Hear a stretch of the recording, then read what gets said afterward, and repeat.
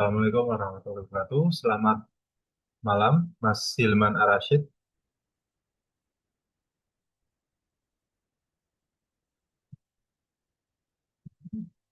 Bisa mendengar suara saya?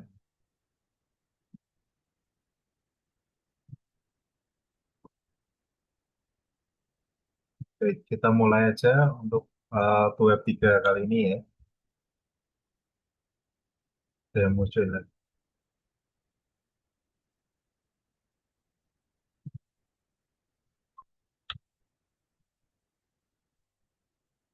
So, kita mulai ya untuk web 3 ini.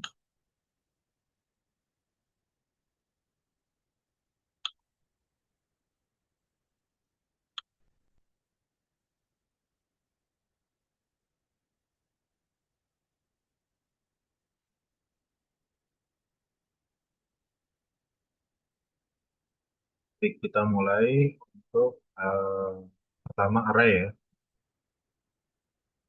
Array ini adalah objek yang digunakan untuk menyimpan sejumlah data elemen-elemen pada array ditandai dengan indeks. Elemen dari array adalah juga variabel dan masing-masing indeks yang panjang pada saat array dibuat. Pada Java, semua array dialokasikan secara dinamis. Pada Java adalah objek, dengan demikian dapat mengetahui jumlah anggotanya. Variabel array dideklarasikan seperti variabel lain dengan menyebutkan nama array setelah tipe data. Indeks pada array dimulai dari 0. Pada Java, array dapat dibuat statik, variabel lokal, atau menjadi parameter pada sebuah metode. Jadi di sini bisa kita lihat, ini indeksnya, ini nilai dari array. Indeksnya dimulai dari 0, 1, dan seterusnya.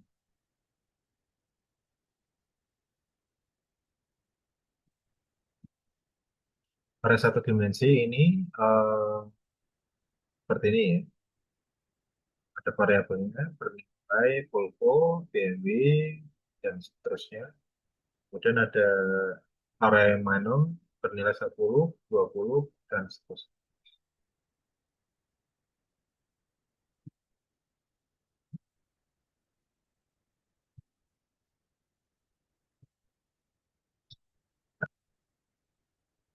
Kita harus mendeklarasikan terlebih dahulu arraynya, kemudian memberikan alokasi memori dan isi array.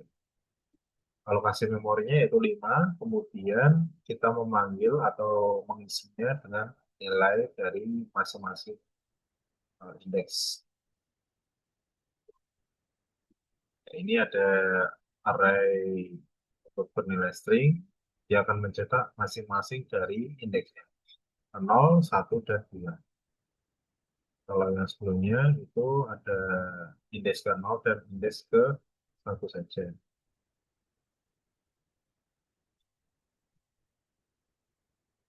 Array multidimensi adalah array yang memiliki lebih dari satu dimensi. Deklarasinya hampir sama, yang membedakan adalah dimensinya. Misal dua dimensi, maka jadinya array dua dimensi. Jadi untuk yang pertama, dia membentuk uh, ini. Yang kedua, dia membentuk ini. Dan yang ketiga, dia membentuk sebuah matriks atau tabel.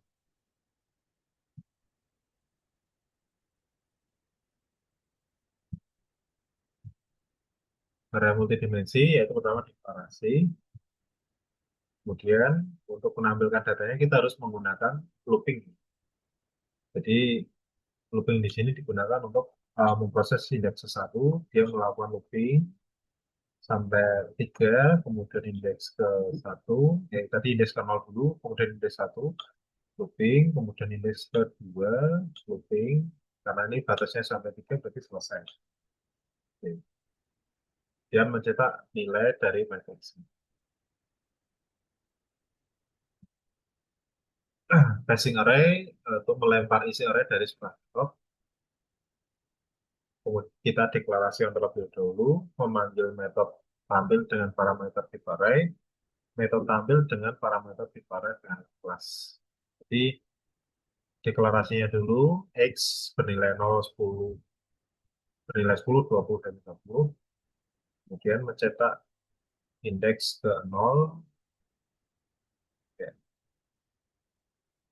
seperti itu. Dia melempar ya. Nah,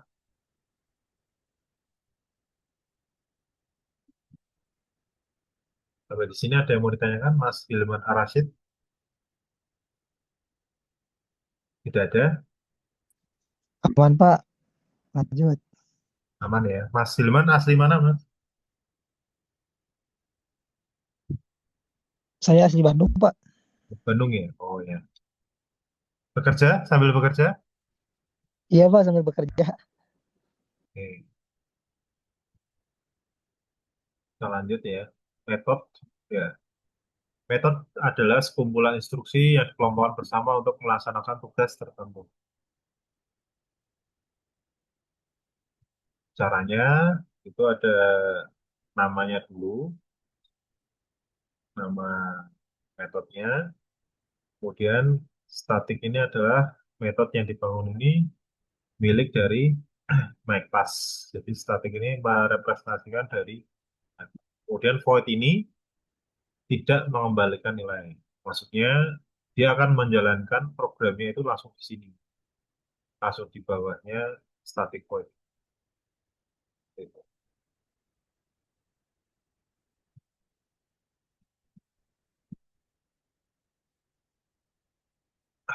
Ya, metodenya, contohnya ada static void my method mencetak hasil dari metode. Kemudian dia memanggil my method di sini ya, method untuk mencetak hasil dari metode. Jadi dia akan menjalankan prosesnya itu di sini, bawah bawahnya.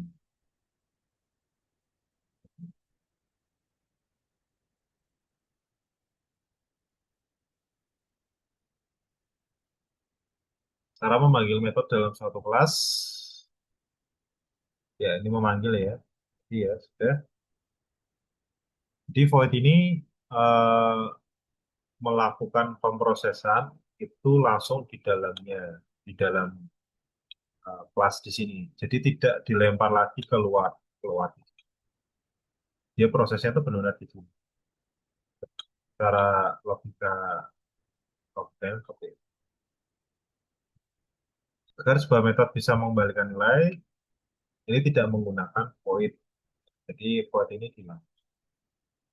Ini di sini dia tidak menggunakan void ya. Jadi dia akan eh, memproses di sini, kemudian dia memanggil cari nilai ganjil genap, dia akan memanggil ke sini, kemudian dia akan turun ke sini,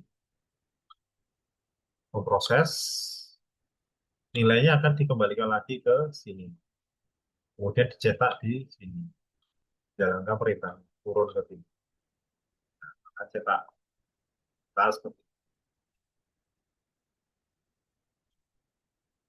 itu prosesnya.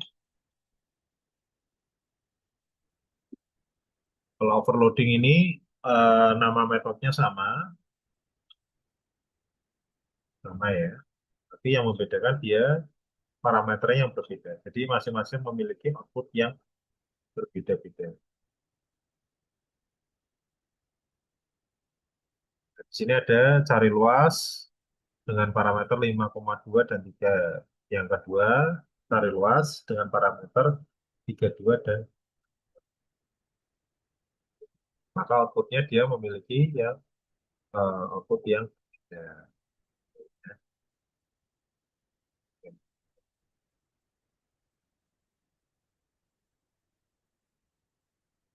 oke, terkait for- kalau escape sih ya, exception ya, peristiwa yang menyebabkan program menjadi tidak normal atau error ya. Penyebabnya bisa masukkan data atau input datanya tidak benar.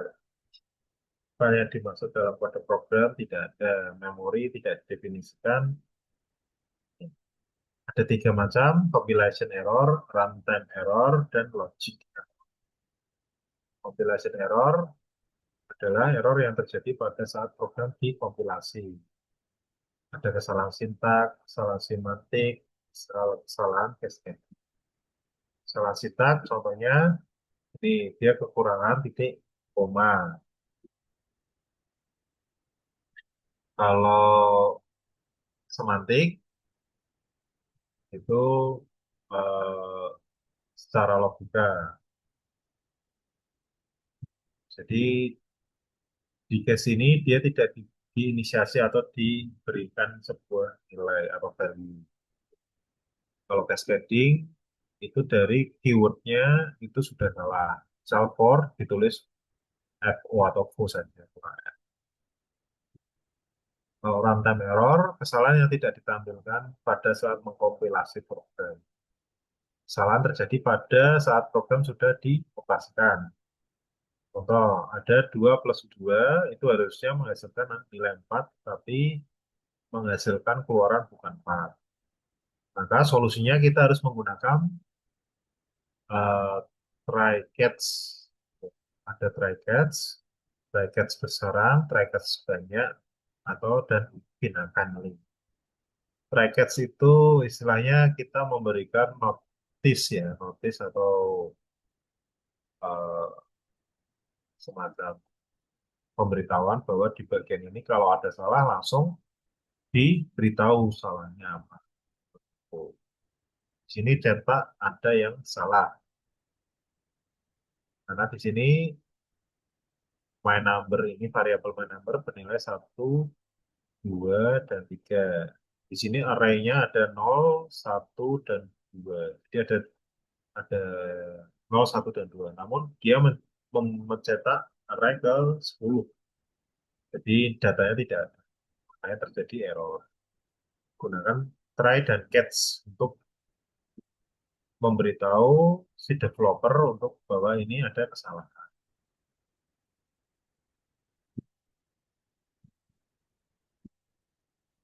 Kalau try catch banyak itu sama ya, cuman diperbanyak di catch-nya. Jadi case-case-nya bisa diperbanyak. Kalau finally ini apa namanya? Kita sudah memberitahu pada kesalahan di sini, tapi kita tetap menjalankan program yang ada di finally. Walaupun program salah, dia akan tetap menjalankan statement yang ada di dalam finally.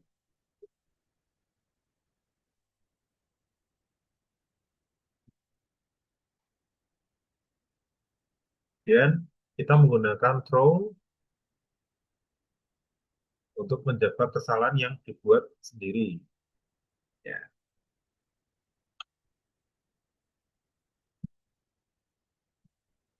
throw ini digabungkan dengan brackets. Brackets.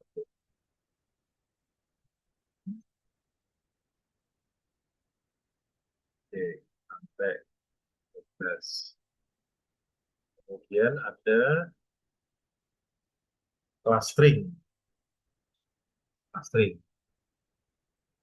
Sampai di sini ada yang mau dibahas, Mas Hilman atau Bang Hilman? Ada. Oke, kita lanjut. Kelas string ini digunakan untuk menangani deretan karakter, mempunyai sejumlah metode yang berguna untuk memanipulasi string itu sendiri. String itu karakter atau kata atau kalimat. Untuk mengetahui panjang string kita menggunakan length. Length ini untuk mengetahui panjang dari stringnya atau kalimatnya. Kemudian concat, ya, concat ini kita menggabungkan ini dan ya.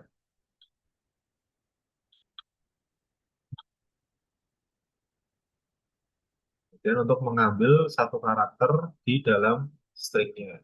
Jadi karakter keberapa yang mau diambil? Karakter kelima, 6, 7.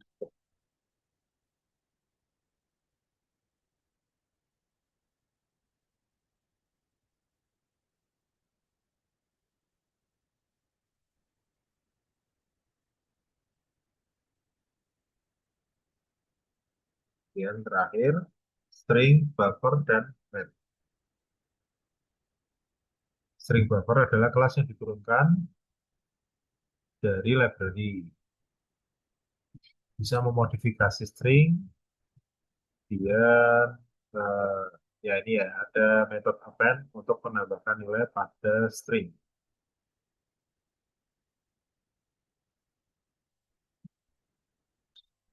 Jadi di sini ada sebuah string buffer, kita tambahkan append true, maka dia bernilai eh, true or false ya.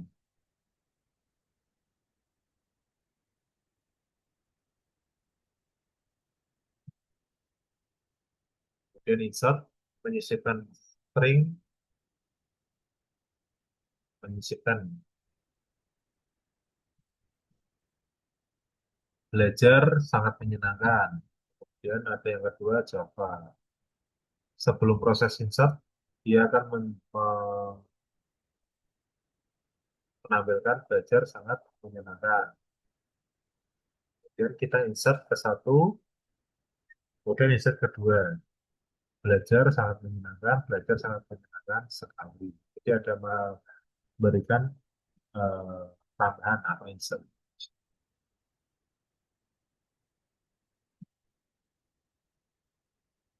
Di sini menyisipkan kata Java pada kolom 8. Ya, belajar sebelumnya tidak ada Java, jadi ada Java.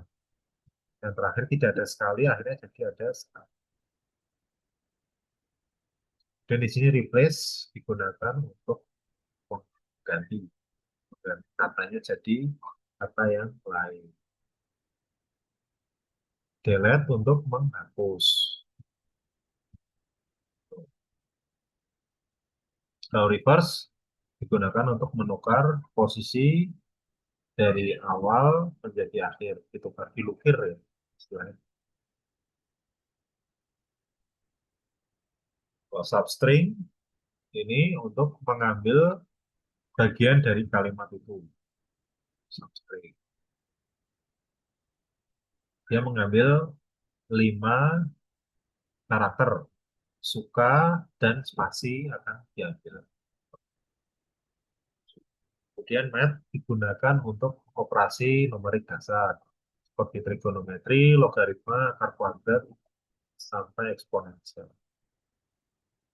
Ada absolut. Absolut ini digunakan untuk jika nilainya bernilai negatif, maka absolut ini akan membuat atau memaksa nilai itu menjadi nilai positif.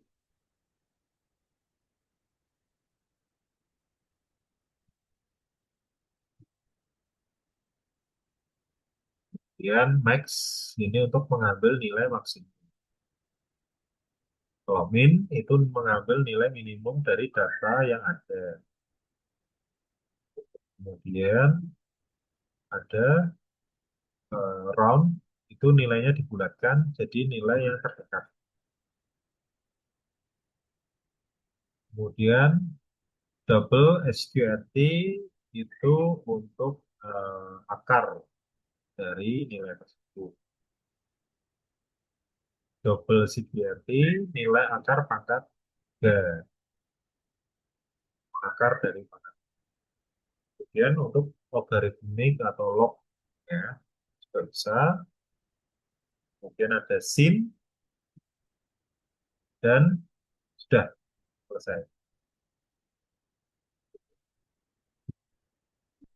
Oke, sudah cukup ya materinya. Ada yang mau ditanyakan, Mas Hilman?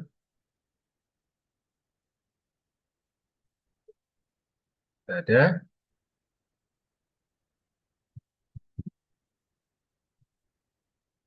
Oke, kalau nggak ada kita akhiri ya untuk 2 3 ini. Terima kasih Mas Hilman Al-Rashid atas kehadirannya. Saya akhiri, Assalamualaikum warahmatullahi wabarakatuh. Selamat malam.